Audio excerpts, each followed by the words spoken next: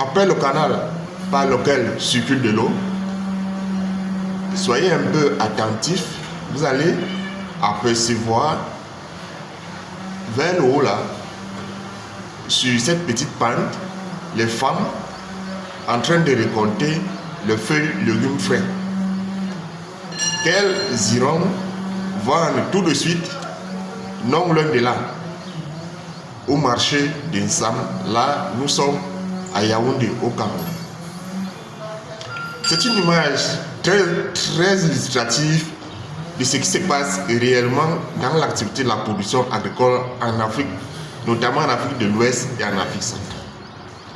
En effet, c'est une activité entre les mains des petits producteurs qui possèdent moins d'un hectare. Et c'est une activité entre les mains en majorité des femmes, où on rencontre, où on retrouve tout au moins 90% de femmes, dont la moyenne d'âge est de 40 ans. Et donc, autour des villes, comme vous voyez là, en campagne, ce sont ces acteurs-là qui ravitaillent par l'intermédiaire des Bayamselang au quotidien donc les marchés, les points de vente des produits agricoles ou bien viviers en Afrique, notamment en Afrique centrale et de l'Ouest. Vous pouvez donc constater avec moi que pour une activité aussi stratégique que l'agroalimentaire, notamment la production agricole, là nous sommes dans la création de richesses, on peut donc constater que tout est à faire ou à refaire dans cette activité hautement stratégique. En effet, de nombreux programmes ont été lancés.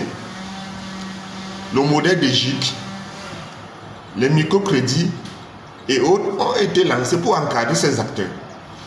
Mais à date, on n'a pas de modèle de réussite.